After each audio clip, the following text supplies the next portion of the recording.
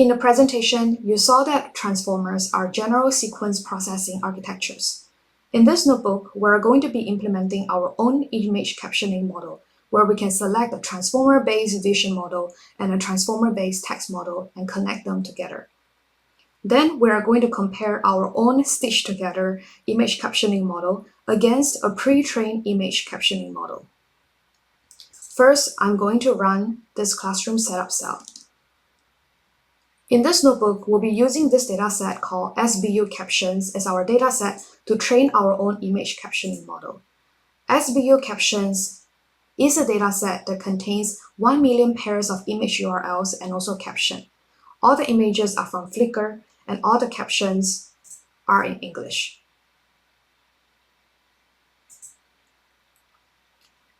To build an image-to-text model, we have to first define how we can process our dataset.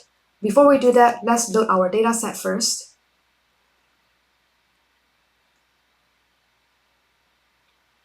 And then in the following cell, we'll be defining a data processing function that can take in both images and also process the caption that is available in the dataset. You will find that in this class, there are a few methods that are expected by Hugging Face, namely getting the length of the dataset and also how to retrieve the item from the dataset. In this function over here, you will realize that we are writing code to tell the decoder and also the encoder to be able to process the image URLs and also caption. For each image, we are going to be sending a request to the URL to get the content of the pixel value. And we'll be using feature extractor for the image model to do that. Secondly, to process caption, all the text caption have to go through a tokenizer to be processed into individual word tokens or subword tokens. And we'll be using a pre-trained tokenizer to help us do that. So you can see that we are relying on out-of-the-box tokenizer and feature extractors here. And for each of them, we're going to be initializing them.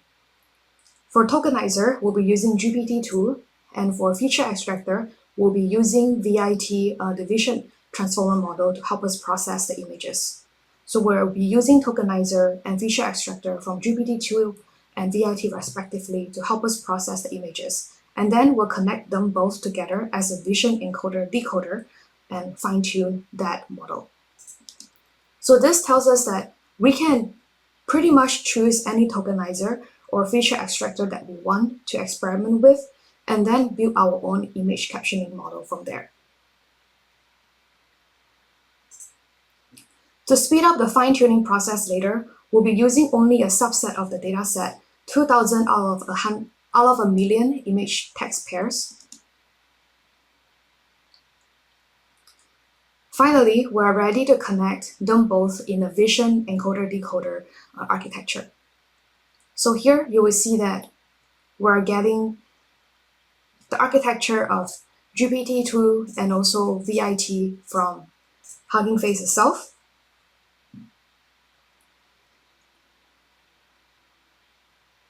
You will also see in this Hugging Face output that it says some of the weights of GPT-2 are not initialized. This has been a consistent behavior since the start of Hugging Face implementation, but since 2020, they have added this warning to make it explicit that the weights are not loaded. So if we were to apply this on a downstream task like we are now, ideally, we should actually be fine-tuning our own decoder first before applying this. So you will see that there is also an explicit recommendation from Hugging Face that you should probably train this model on downstream tasks to be able to use it for predictions and inference. For simplicity's sake, we're simply going to use both of these models as they are, and we're going to fine-tune the image captioning model on the whole. So later on, watch out for what is the performance that we're getting from this non-fine-tuned GPT-2 decoder. Before we start fine-tuning our image captioning model, we can define some of the model configurations at the top level. For example, how to treat pet token and end-of-sequence token, how to treat vocabulary size, what is the number of beams, and also maximum length in the output caption. Finally, we are ready to train our own image captioning model. Here, we're defining a couple more parameters like batch size and also train epochs. We'll be using the good old training arguments and trainer class from Hugging Face to simplify our training step. So all we need to do is simply pass in the arguments for where do we want to save the checkpoints, the number of epochs that we are training this model on, and what is the training arguments and also the training data set that we'll be using. You have already seen this data collector before in Module 2, and this is simply a function that can help us to put our data sets in batches.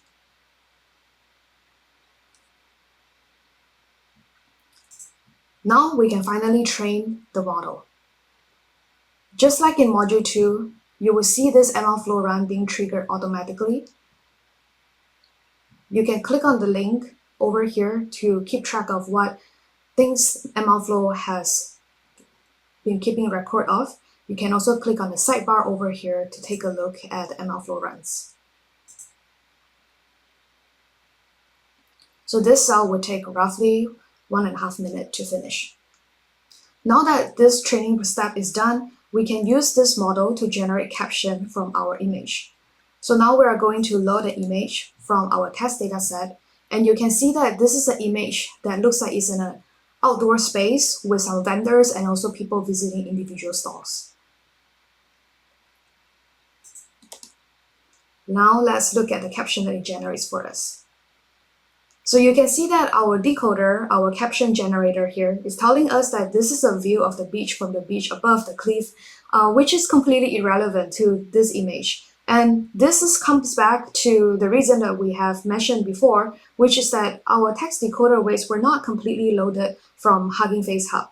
And just in case it wasn't clear just now, so the weights on Hugging Face Hub doesn't include all of the checkpoints, and that is why our decoder weights are not available to be downloaded from the pre-trained checkpoints. And that's why Hugging Face recommends the users to further fine-tune the model based on the downstream task. So the best approach that we should have done is to train the decoder separately on the training data set first, and then load the fine-tuned decoder itself. Of course, the second reason that we could look into is to simply do more fine-tuning by increasing the number of epochs or increasing the number of training data samples that we are providing, and adjust other model hyperparameters as well. So you can apply this process to any combination of tokenizers, feature extractors that you want, and then connect them as an encoder-decoder model to generate captions for your images. But of course, it will definitely be much easier if you were to just use an out-of-the-box image captioning model. And that's what we're going to do next. So in the next section over here, we'll be using an existing image captioning model called BLIP. This BLIP model stands for Bootstrapping Language Image Pre-training. It stands out from other types of image captioning models because it not only has a captioner that generates captions, but it also has a filter to filter out the non-relevant captions. So let's see how this does. We are going to first load the BLIP model from Hugging Face Hub, and then we're going to use two different methods to generate image caption. The first method is what we call as conditional image captioning. This idea of conditional image captioning is quite prevalent in the early stages of vision language models, where the core idea is that if you were to add a prefix text that prompts the model, for example, a photo of or a photograph of, then the decoder model to generate caption tends to do a better job at generating a relevant caption.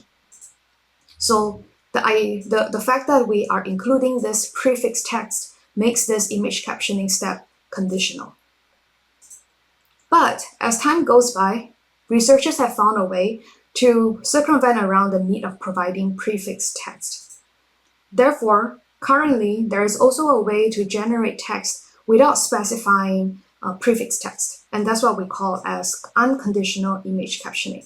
So you will see that in both line 10 and line 19, even though we're using exactly the same method over here, bleep processor, but you will see that the text is not present in one of them. So for conditional image captioning, we'll be passing in a prefix text, but we're not going to do so for unconditional image captioning. And let's now compare the results for both of them.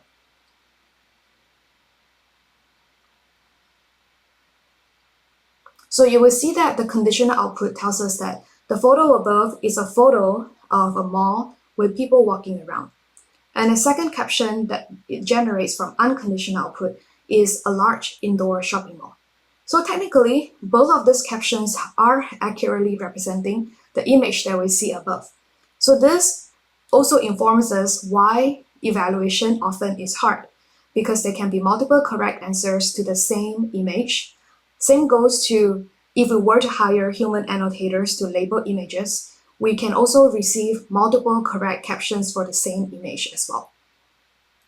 So hopefully now you clearly see that using a pre-trained or just using a image captioning model as is that is specific for image captioning is going to perform much better if we were going to just stitch together a feature extractor and a tokenizer together and fine-tune on our data set. And of course, to get to similar levels of this pre-trained model, we can further fine-tune our previously DIY transformer architecture of vision and vision encoder and text decoder, and just fine-tune that a bit more, and then we might be able to see at least better results than what we're seeing here above. So now that you have seen how to generate caption from images, in the lab, you will be getting your hands dirty on how to perform zero-shot video classification.